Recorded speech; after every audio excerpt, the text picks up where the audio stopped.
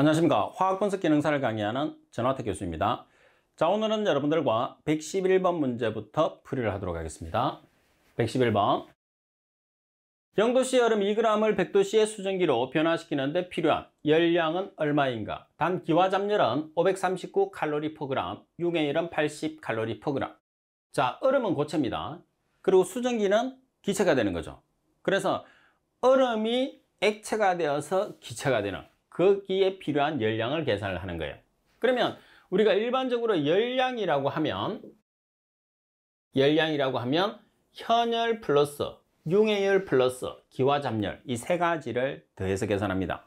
그러면 현열이라는 것은 뭐냐면 M이라는 얼음의 질량 곱하기 C라는 비열, 그리고 델타 T라는 온도 차이를 가지고 우리가 문제를 풀어요.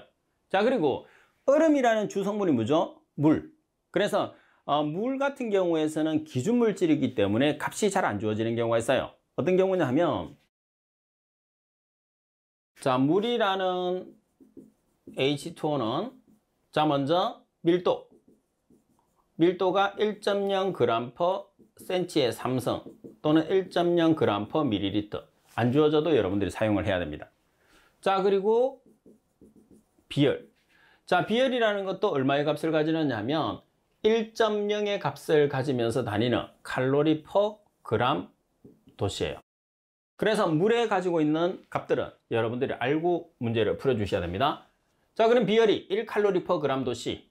자, 온도는 여러분들 100도씨로 증가를 시키니까 기체가 되려면 100도가 되겠죠. 그래서 0도씨 얼음을 100도씨로 만든다고 그랬으니까 큰 온도에서 작은 온도를 빼주시면 돼요. 100-0도씨. 따라서 현열을 계산하면 200칼로리가 나옵니다. 자, 그리고 융해열은 주어졌죠. 얼마로? 80칼로리/g. 자, 그런데 여기서는 얼음에 해당하는 융해열을 계산하기 위해서는 얼음의 질량수를 곱해야 됩니다. 얼음이 몇 그램? 2g. 그래서 2g을 곱하면 160칼로리. 그리고 마지막으로 기화잡열. 자, 기화잡열이 539칼로리/g이에요. 1g에 해당하는 기화잡열이라는 뜻이거든요. g당은? 그러면 몇 g에 해당하는? 2g에 해당하는. 그래서 1078칼로리. 따라서 현열 200칼로리, 융해열 160칼로리, 기화잡열 1078칼로리를 다 더하면 뭐가 되는 거죠? 열량 1438칼로리라는 열량이 되는 거죠. 그래서 지금 이 문제에서 핵심은 뭐냐면 여러분들이 보시다시피 현열을 계산하는 게 가장 핵심인 것 같기도 하겠지만은 여러분들이 실수를 많이 하는 것은 뭐냐면 기화잡열이나 융해열이 나와 있으니까 그대로 더한다는 거죠. 그대로 더하면 안 되죠. 왜? 1g당 기화잡열과 1g당 융해열이 나와 있기 때문에 2g이다 그러면 2g을 다 곱해서 계산을 해야 된다는 게 핵심입니다. 자, 그리고 112번에 보시게 되면 0도씨의 얼음 1g을 100도씨의 수증기로 변화시키는데 필요한 열량은 얼마인가? 이렇게 문제가 나와 있어요.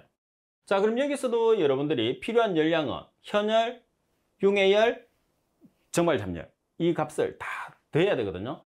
그럼 현열이라는 것은 질량 곱하기 비열 곱하기 온도 차예요. 그러면 질량이 얼마냐면 얼음 1g, 그리고 비열은 1.0칼로리/g 도씨, 그리고 온도 차는 100도씨 마이너스 0도씨. 따라서 현열은 100칼로리입니다. 자, 두 번째, 융해잡열을 계산을 해요. 그럼 융해잡열이라는 것은 얼마냐 하면 80칼로리입니다. 자, 80칼로리/g. 왜? 1g에 해당하는 80칼로리이기 때문에. 근데 지금 얼음이 1g이니까 1g을 곱하면 80칼로리. 자, 그리고 물의 정발잡열. 물의 정발잡열이라는 게 뭐냐면 기화잡열이에요. 정발이 되나 기화가 되는 거나 똑같은 거거든요. 기체가 된다는 거. 그래서 얼마가 되는 거죠? 539칼로리/g. 그래서 1g에 해당하는 값이니까 1을 곱하면 539.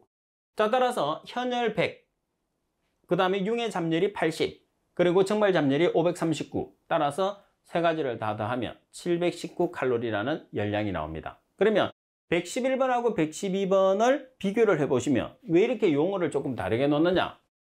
자, 111번에서 융해열인데 융해잡열, 기화잡열인데 정발잡열.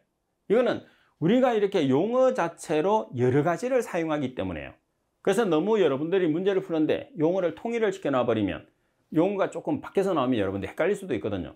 그래서 공부를 했을 때 융해열과 융해잡열, 기화잡열과 정발잡열이 같은 의미고 같은 용어라는 것을 여러분들이 한 번 더 알고 계시라고 제가 용어를 바꿔놓은 겁니다. 그래서 같은 거고.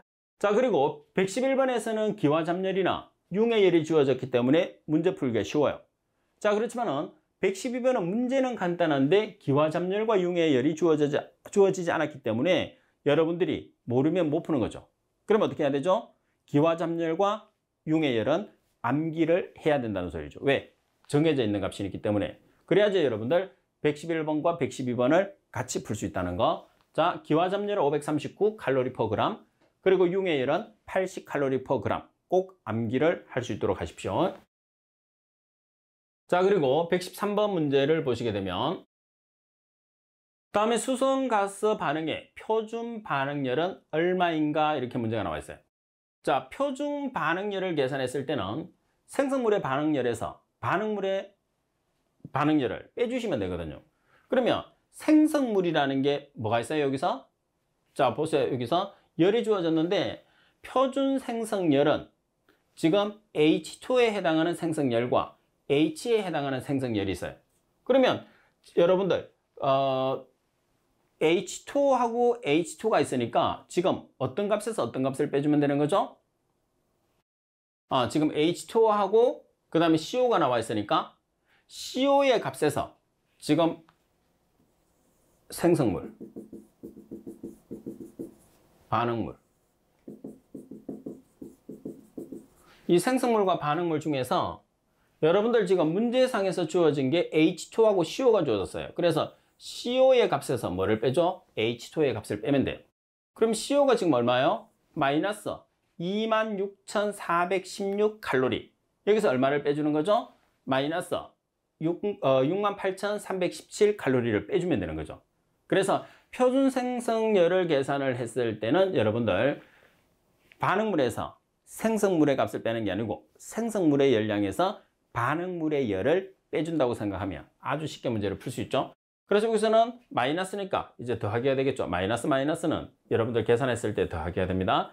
따라서 계산하면 41,901 칼로리라는 값이 나오게 됩니다. 자, 그리고 114번 문제를 보겠습니다. 7.40g의 물을 29.0도씨에서 46.0도씨로 온도를 높이려고 했을 때 필요한 에너지는 몇 줄인가? 물의 비열은 4.184줄 퍼 그램도시라고 되어 있습니다. 자, 여기서 우리가 에너지, 열을 계산을 하는데 에너지나 열을 계산했을 때는 물의 질량 곱하기 물의 지금 주어지는 비열 곱하기 온도 차이를 이야기하거든요. 그러면 지금 물의 질량이 얼마냐 면 7.40이에요. 자, 이 값이 물의 질량입니다. 자, 그리고 물의 비열, 주어지는 물의 비열이 얼마냐면 자, 물의 비열이 4.184줄 퍼 그램도시입니다. 그리고 온도 차는 29도씨에서 46도씨로 상승시키니까 큰 온도에서 작은 온도를 빼주면 되죠. 그래서 46.0에서 29.0도씨를 빼주시면 됩니다. 따라서 526.35줄. 그래서 지금 뭐 표준 생성열도 마찬가지고 에너지를 계산했을 때는 간단한 여러분들이 식만 알고 있으면 아주 쉽게 문제를 풀 수 있다는 거. 그리고 115. 다음의 반응식을 기준으로 했을 때 수소의 연소열은 칼로리 퍼 몰로 얼마인가 이렇게 나와 있어요. 그러면 여러분 수소의 연소열이라는 것은 지금 발생되는 생성열이 얼마죠? 136kcal예요. 그러면 수소에 대한 값으로 계산을 하시오 그러면은 기본적으로 여러분들이 수소라는 것은 H2죠. 그래서 H2고 지금 분자량으로 나타내면 2g입니다. 그래서 전체 136kcal에 해당하는 여러분들이 열량을 2로 나눠주시면 돼요. 근데 이게 개수가 2인데 왜 4g으로 안 하고 2를 했느냐? 실제로 수소의 연소열이 지금 우리가 수소를 반응시켰을 때 생성되는 생성열이 136인데 반응식을 나타냈을 때는 실제로 여러분들이 이렇게 반응식을 나타냈을 때는 H2 플러스 0.5O2는 H2 플러스 136kcal 이 값하고 동일하거든요. 그래서 여기서 산소의 소수점을 없애기 위해서 전체의 2를 곱한 거예요. 그러니까 그렇다고 하더라도 이 값의 생성열은 여러분들 바뀌지 않습니다. 그래서 생성되는 열에서 수소의 분자량을 나눠주는 거예요. 수소의 분자량은 얼마가 되죠? 2g. 따라서 68kcal/mol 이렇게 값을 계산할 수가 있습니다. 왜? 수소 1몰에 해당하는 분자량은 2g이기 때문에. 그래서 여기서는 여러분들 kcal/g으로 나오는데 왜 단위가 kcal/몰이냐 이렇게 나올 수 있는데 1몰에 해당하는 수소가 2g이기 때문에 kcal/몰이라는 값이 나오게 됩니다. 자, 그리고 116번 문제를 보겠습니다. 500ml의 물을 정발시키는데 필요한 열은 얼마인가? 단 물의 정발열은 40.6kJ/몰이라 이렇게 나와 있어요. 그러면 먼저 풀이를 볼게요. 물의 비중이 1.0g/ml인 경우에 물 500ml 500g과 같다고 되어 있는데, 여기서 여러분들이 비중이라는 말을 사용하셔도 되고 밀도라는 말을 사용하셔도 돼요. 그래서 주로 이제 표기가 밀도로 많이 될 텐데, 밀도나 비중은 같은 의미입니다. 같은 건 아니에요. 왜 그러냐면 비중은 원래 단위가 없고 밀도는 부피분의 질량의 단위를 가지거든요. 그렇지만은 밀도의 단위를 비중에서 빌려줘서 사용하기 때문에 질량을 최적을 질량으로 전환시켰을 때 비중과 밀도를 같이 씁니다. 그래서 여러분들은 계산상에서 사용했을 때는 비중과 밀도가 같다고 여러분들이 생각하시면 됩니다. 자, 1.0g/ml예요. 그러면 ml에다가 뭐를 곱하는 거죠? 물의 밀도 1.0g/ml를 곱하면 ml가 뭘로 바뀌는 거죠? g으로 바뀌는 거죠. 그래서 말씀드린 것처럼 g을 ml를 g으로 여러분들 전환했을 때 밀도를 곱하시면 됩니다. 따라서 500ml는 500g이 됩니다. 자, 그리고 H2O라는 물 1몰은 분자량이죠. 그래서 H2의 분자량은 얼마죠? 18. 그래서 물 1몰은 18g이 되는 거죠. 따라서 몰을 계산을 하기 위해서는 지금 물의 질량이 얼마냐면 이 500ml가 물의 밀도를 이용을 하게 되면 500g이 되는 거죠. 이 500g이 물의 질량이에요. 그러면 여러분들 몰을 계산했을 때 몰이라는 것은 질량 나누기 뭐예요? 분자량. 그러면 500g이 질량이고 물의 분자량이 18g이죠. 그러면 500g 나누기 18g을 하게 되면 몰이 나오는데 얼마가 나오죠? 27.78몰이라는 값이 나왔어요. 그러면 지금 주어지는 물의 정발열 40.6kJ/몰을 이용해서 kJ로 전환을 해요. 그럼 여기서 뭐만 없으면 되죠? 몰만 없으면 돼요. 그래서 여기까지 사용한 값은 물의 몰을 계산을 하는 과정이다 이렇게 보시면 됩니다. 따라서 물의 몰이 27.78몰이니까 40.6kJ/몰 곱하기 우리가 계산한 27.78몰을 곱해주시면 얼마가 되죠? 1127.87kJ이라는 값이 된다는 거죠. 그래서 이 문제의 핵심은 뭐냐면 부피, ml가 나와 있는 경우에 물의 비중이나 밀도 1.0g/ml를 이용을 하게 되면 g과 ml가 같게 된다는 거죠. 그래서 500ml가 500g이 된다는 거 꼭 기억을 하시고, 그리고 항상 우리가 몰을 계산했지만은 몰을 계산했을 때는 질량 나누기 부피, 질량 나누기 분자량. 그래서 지금 주어지는 질량이 500ml니까 500g이 되는 거죠. 그리고 물의 분자량은 18. 그래서 몰을 계산을 한 다음에 그 값을 물의 정발 잠열에 곱해서 단위를 비교해 주는 문제입니다. 자, 그리고 117번 문제를 보시게 되면 다음 반응의 표준 전위는 얼마인가? 반응의 표준 환원 전위 Ag가 N입니다. Ag 플러스 전자 한 개죠. AgS가 되고, 그리고 E0는 플러스 0.799V가 볼트입니다. 단위죠. 그리고 카드뮴 이가가 전자 두 개와 결합을 해서 카드뮴 고체가 되는 거죠. 그리고 그때의 전위는 마이너스 0.402 볼트라고 그랬어요. 그럼 반응식을 보면 카드뮴과 EAg가 반응하면 카드뮴 이가와 EAg라는 언이 침전이 되는 그런 형태가 됩니다. 따라서 지금 풀이를 한번 볼게요. 지금 문제 조건에 보시게 되면 EAg 플러스 전자를 두 개를 받으면 EAg 이제 안정한 물질이 되는 거죠. 그죠? 보세요. 여기서 보면 Ag 플러스에서 두 개가 반응을 해서 전자 두 개를 받으면 EAg가 되는데, 이때의 값이 얼마냐 하면 지금 여기 보시면 AG가 되는 반응이죠. AG가 되는 반응이 우리가 전위가 플러스 0.799입니다. 자, 두 번째는 카드뮴이 여기서 여러분들 보시다시피 이 두 개 물질을 형성을 시켜야 되거든요. 카드뮴 이가가 만들어져야 돼요.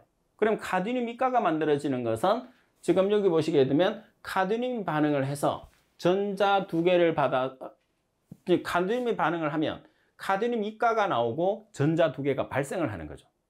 반면에 이온이 전자 두 개를 받으면 카드뮴, 안정한 화합물이 만들어지는 거고. 그래서 화합물과 이온의 반응이라고 생각하시면 됩니다. 따라서 카드뮴 화합물이 반응을 하면 카드뮴 이가라는 이온과 전자 두 개가 발생을 하는 거예요.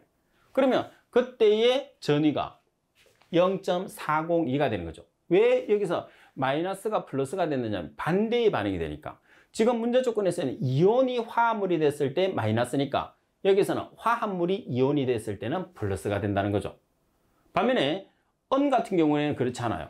은은 AG를 화합물을 만드는 반응이죠. 그죠? 근데 여기서도 마찬가지 이온이 전자를 받아서 화합물이 됐을 때의 전위가 플러스 0.799예요. 그래서 이온이 전자를 받아서 화합물이 되는 반응이 플러스 0.799V가 된다는 그런 뜻입니다. 자, 따라서 표준 전위는 이제 두 개를 더하면 되겠죠. 그죠? 따라서 지금 플러스 0.799 플러스 0.401을 더해서 계산하면 플러스 1.201V라는 전위를 계산할 수 있죠. 그러면 이 문제에서 표준 전위를 계산했을 때 핵심은 뭐냐면 이 반응식을 여러분들이 읽어주는데 지금 화학 반응식 자체 내에서 어떤 이온을 생성시키느냐가 중요한 거죠. 지금 카드뮴은 이온이고 은은 화합물이에요. 근데 지금 은은 화합물을 만드는 반응의 전이지만은 카드뮴 같은 경우도 화합물을 만드는 반응, 은과 카드뮴 화합물을 만드는 반응의 전위값이 문제에서는 주어졌단 말이에요. 그런데 지금 여러분들이 계산해야 되는 표준 전위 같은 경우에서는 카드뮴은 이온으로 만들어야 되고 그리고 은은 화합물이 됐을 때의 값을 계산하거든요. 근데 주어지는 전위는 전부 다 화합물이 형성됐을 때의 전위값을 주어졌단 말이에요. 그러니까 반대로 하면 부호를 바꿔주면 되죠. 그래서 카드뮴은 이온을 만들어야 되니까 반대로 가야 되겠죠. 그죠? 그래서 마이너스의 부호가 플러스. 은은 그대로 이온이 화합물이 되니까 그대로 값을 사용을 하시면 돼요. 그래서 부호를 지금 카드뮴만 바꾸는 거죠. 그래서 두 개를 더해서 계산하면 표준 전위의 값이 나온다는 거죠. 자, 그리고 여러분들 118번 문제를 보시게 되면 자, 철 3가, 철 2가, 구리 2가, 구리 제로가로 구성되어 있는 가상전지에서 얻을 수 있는 전위는 얼마인가? 표준 환원 전위는 다음과 같다고 그랬어요. 자, 철 3가가 전자를 하나를 여러분들이 받아서 그리고 철 2가가 됐어요. 그 다음 구리 2가가 전자 두 개를 받아서 구리 제로가가 됐습니다. 그때의 전위값이 주어졌을 때 우리가 계산하는 전위를 계산하라고 그래요. 자, 그러면 어떻게 계산하면 되죠? 자, 지금 철 같은 경우에서는 0.771이고 그리고 구리 같은 경우에서는 0.337이 나와 있죠. 그죠? 그래서 전위를 계산을 했을 때 지금 여기에서는 여러분들 두 가지 반응 자체 내에서 그 부호 자체가 여기서는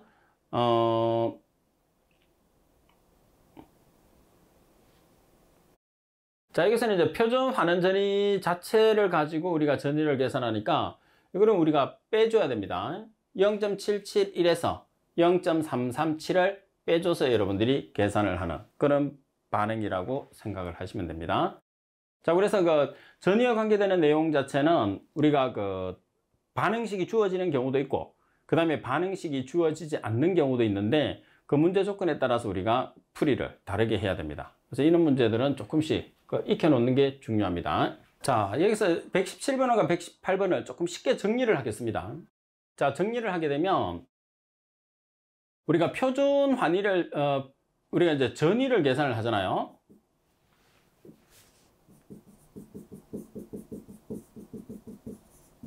자, 표준 전위를 계산을 했을 때 지금 117번 문제를 보시게 되면 뭐 설명을 다 드린 것처럼 문제 조건에서 지금 AG에 관계되는 문제잖아요. 그죠? 그래서 AG에 관계되는 전위.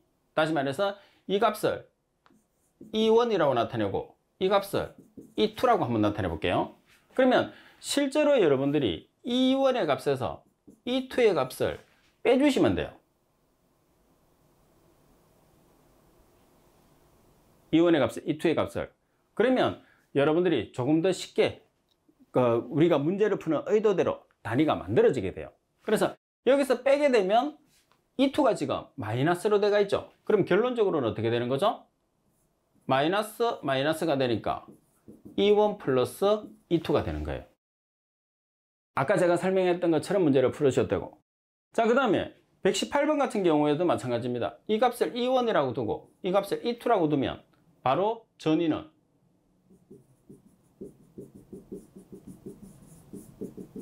E1 마이너스 E2로 그대로 나타내면 되죠.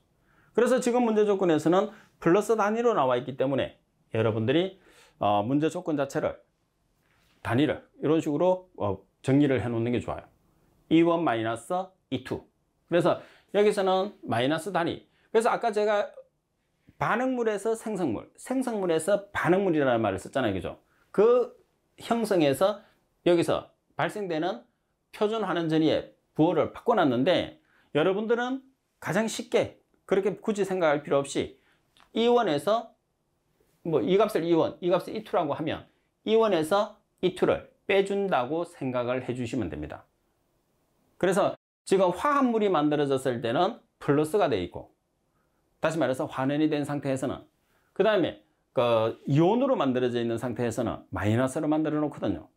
그러니까 E1에서 E2를 뺀다고 생각하면 여러분들이 쉽게 문제를 풀 수 있어요. 그렇게 풀어보십시오. 자, 그 다음에 119번 문제를 보시게 되면 황산구리 수용액에서 10A를 우리가 암페어라고 하죠. 10암페어의 전류를 30분 동안 가했을 때 마이너스 극에서 석출되는 구리의 양은 몇 g인가? 단 Cu 원자량은 64라고 그랬어요. 자, 여기서 우리가 전기량을 나타내는데 1F, F에다 우리가 문자를 페럿이라고 했죠. 그리고 이 1페럿의 값을 정확하게 암기를 해야 됩니다. 주어지지 않으니까. 얼마냐면 96,500C, C라는 것은 쿨롬이라고 했죠. C라는 단위를. 자, 그러면 석출되는 구리 1g의 당량은 지금 구리의 원자량이 64g이라고 주어졌어요. 구리의 원자량은 64g. 그러면 구리는 플러스 2가입니다. 그럼 2가니까 몇 당량? 2당량. 그래서 1당량에 해당하는 그람수는 32g이에요. 자, 그럼 전기량을 계산하는데 전기량이라는 것은 전류 곱하기 시간이에요.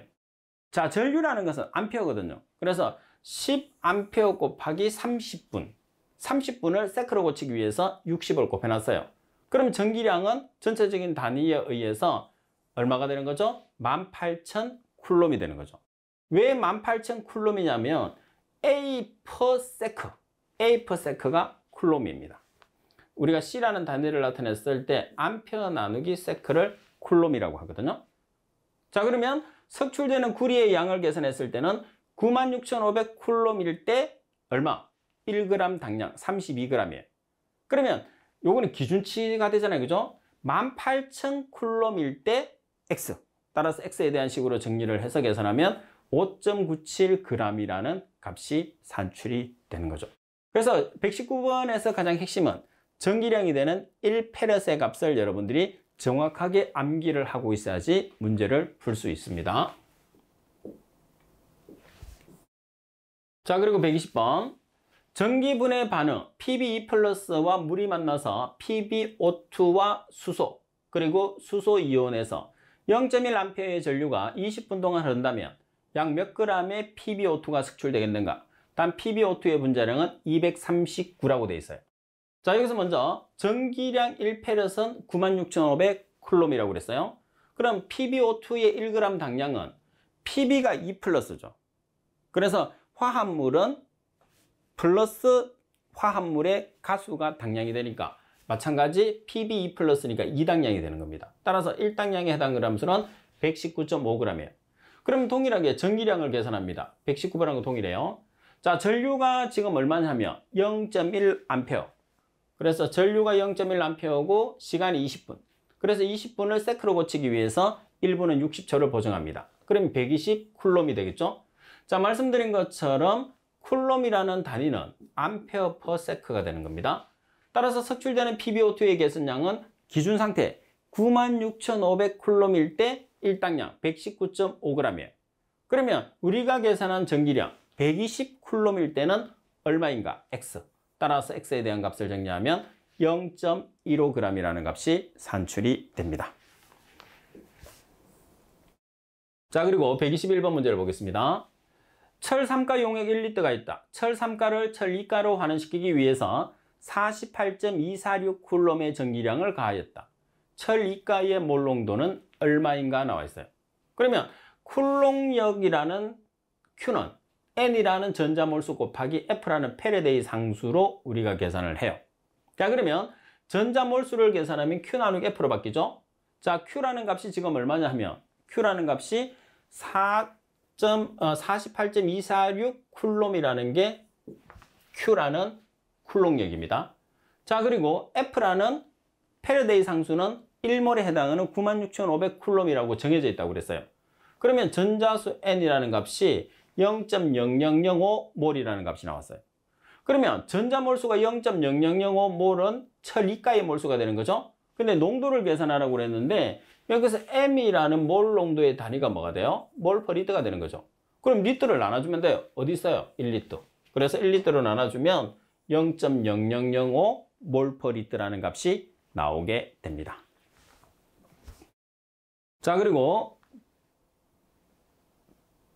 122번 문제입니다. 자, SN이 주석이죠. SN4 플러스 용액이 3.6 미리몰. 몰 앞에 M이 붙었으면 미리몰이라고 했습니다. 미리몰 퍼 아워의 일정한 속도로 주석 2 플러스, 그래서 4 플러스가 2 플러스로 환원이 됐죠. 그리고 흐르는 전류는 얼마인가?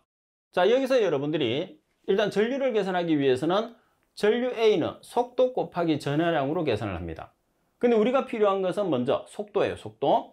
자, 속도는 전자수 곱하기 속도로 계산하는데, 자, 다시 말해서 전자수를 곱하라는 뜻입니다. 근데 지금 문제 조건에서 전자수가 몇 개 있어요? 2개 있어요. 그래서 이 곱하기, 지금 속도는 얼마죠? 여기 있네. 3.6 미리몰 퍼 아워. 그래서 미리몰 퍼 아워를 세크로 고치기 위해서 어떻게? 1시간은 3600초를 보정한 거죠. 그러면 미리몰 퍼 세크, 미리몰을 몰로 전환하기 위해서는 미리는 10의 마이너스 3성이죠. 따라서 결론적으로는 2 곱하기 10의 마이너스 6성 몰 퍼 세크라는 값이 됐어요. 그러면 전류를 계산을 했을 때는 속도, 그러니까 기존에 주어진 미리몰 퍼 아워를 몰 퍼 세크라는 속도로 바꾸는 거예요. 그래서 몰 퍼 세크라는 속도로 바꾸면 2 곱하기 10의 마이너스 6성 몰 퍼 세크가 됐죠. 여기에 전하량 1몰에 해당하는 96,500 쿨롬. 따라서 계산하면 C 퍼 세크라는 0.193 C 퍼 세크라는 단위가 나오죠. 쿨롬 퍼 세크. 쿨롬 퍼 세크가 뭐라고 그랬어요? A라는 암페어가 되는 거죠. 따라서 0.193 암페어. 근데 문제 조건에서는 어떻게 계산했어요? 앞에 M이 들어가 있죠. 미리가 들어가 있어요. 그래서 미리 암페어로 계산하라고 그랬으니까 얼마를 곱하면 되죠? 10의 마이너스 3성. 그러면 암페어를 미리 암페어로 계산하라고 그랬으니까 10의 3성을 곱하면 되겠죠. 암페어가 미리 암페어보다 10의 3성 크니까. 그리고 0.193 암페어가 193 미리 암페어가 된 거죠. 항상 여러분들이 계산하는 문제 같은 경우에서는 문제에서 요구하는 문제 단서를 이용해서 풀 때 정답에서 요구하는 단위를 정확하게 만들어주는 게 중요합니다. 그리고 지금 여러분들이 풀고 계시는 핵심 계산하는 문제 같은 경우에서는 실전 문제에서도 나옵니다. 실전 문제에서 나오는데 계산 문제를 미리 여러분들이 한번 정립을 하고 실전 문제를 풀게 되면 그만큼 자신감을 가지게 되죠. 그리고 기초를 미리 하게 되니까 여러분들이 공부에 대한 부담감이 없어집니다. 그리고 불안하지도 않고. 그래서 미리 계산하는 거니까 또 합니다. 그 실전 문제에 가서 이 문제를 푸는데 기본 개념은 여러분들이 정확하게 잡아 놓을 필요가 있어요. 그래서 제가 설명을 한 것처럼 제 나름대로는 상당히 상세하게 설명을 했는데 여러분들은 또 조금씩 이해가 부족할 수도 있어요. 그런 경우에서는 반복 학습을 통해서 여러분들이 이해를 조금 더 해 주셔야 되고, 그리고 한 번만에 항상 말씀드린 것처럼 한 번만에 여러분들 것으로 완벽하게 소화시키는 사람은 천재죠, 천재. 그래서 여러분들이 한 번에 안 되면 두 번, 두 번 듣고 안 되면 세 번 정도 반복을 해서 자꾸 들어야지 여러분 것이 된다는 거 꼭 숙지할 수 있도록 하십시오. 자, 오늘 수업은 이것으로 마치도록 하겠습니다. 수고하셨습니다.